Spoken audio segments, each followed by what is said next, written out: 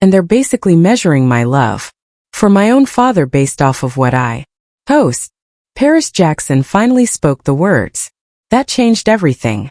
In 2017, she told the world her father's death was a setup.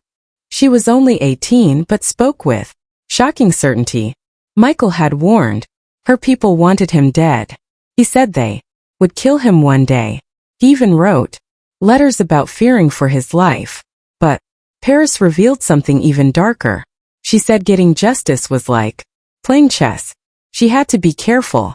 What does she really know?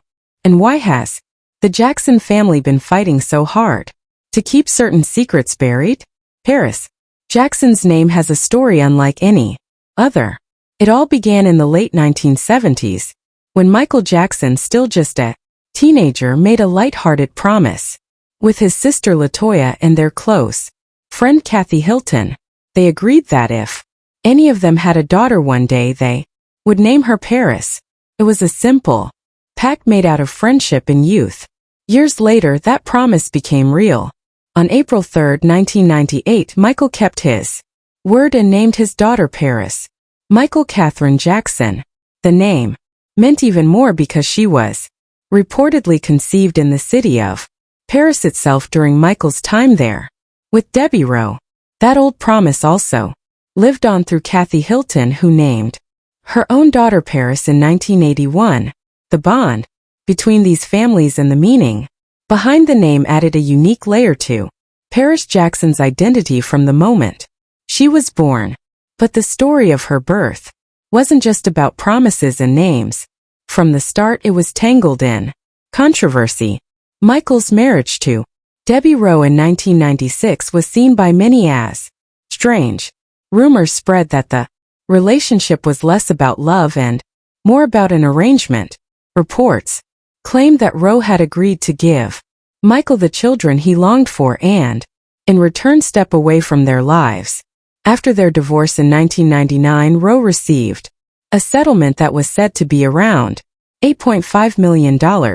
Years later, after Michael's death in 2009, the Jackson family allegedly paid her another $4 million, so she would give up any remaining parental rights.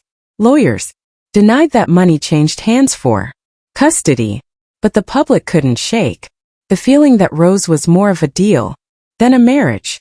The contrast between this and the sweet story of Paris's name was striking.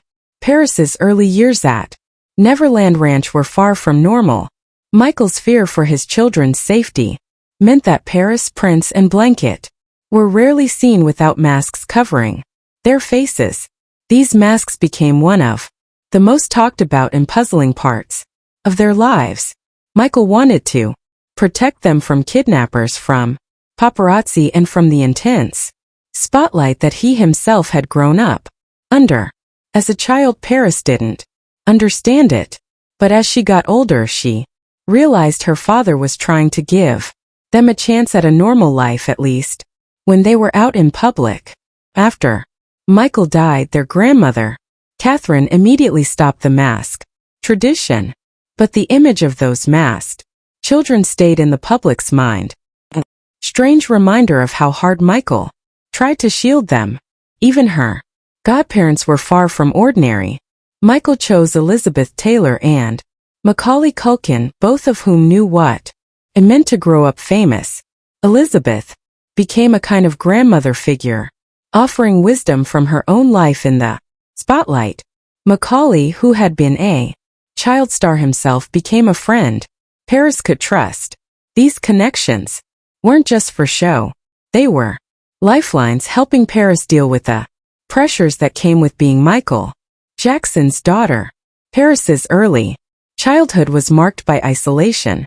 Until the 6th grade, she was homeschooled at Neverland Ranch. She had almost no friends her own age. Most of her time was spent with family and staff. When she finally entered a regular school after Michael's death, she was overwhelmed. Suddenly she had to learn how to fit in, how to talk to other kids, and how to deal with the real world. She described it as scary and said it was hard to catch up. The years of isolation left deep marks, and as she grew older, Paris struggled with depression and anxiety, trying to figure out where she belonged. One of the most unforgettable moments of Paris's life came when she was just 11 years old. On July 7, 2009, at Michael's memorial service in Los Angeles, she stepped up to the microphone. No one expected her to speak. Surrounded by family, through tears, she told the world, "Ever since I was born, Daddy has been the best father you could ever imagine, and I just want to say I love him so much." That raw, emotional moment touched millions of people. It wasn't planned. It was just a grieving daughter speaking from the heart. It was also the first time most of the world heard her voice. The image of her crying in her Aunt Janet's arms became a symbol of the public's grief and of Paris's sudden painful entry into the spotlight. Michael's death brought with it a storm of legal battles over custody. His mother, Catherine, was given temporary custody, but the fight was messy. Debbie Rowe and other family members, including Michael's nephew, T.J. Jackson, became part of the dispute. Michael's estate was deep in debt, about $400 million, but it was expected to keep earning millions each year. In 2012, things became even more complicated. Catherine disappeared for a few days and TJ was made temporary guardian. When she came back, a judge decided they would share guardianship. The shifting arrangements kept the children's lives unstable and in the public eye. In 2010, Paris took a big step into the world. She started at Buckley School in Los Angeles, a private school that cost almost $30,000 a year. It was a shock after a lifetime of homeschooling.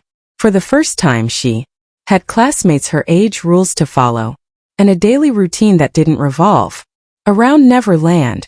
She had to learn fast how to deal with other kids, how to handle teasing, and how to fit in while being Michael Jackson's daughter. Wasn't easy, but she showed strength and tried her best to